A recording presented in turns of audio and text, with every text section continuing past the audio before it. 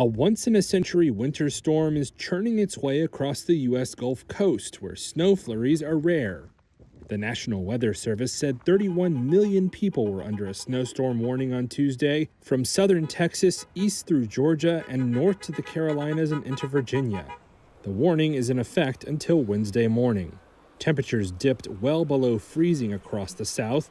With the storm moving east, snow-covered streets near downtown Houston were virtually deserted.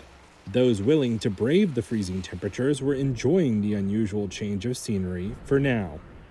Yeah, the snow is beautiful. Look at this. Yeah, so soft and is thicker than I expected. So I think it's great. It's actually really fun having it here because it's kind of a throwback to my childhood and college days.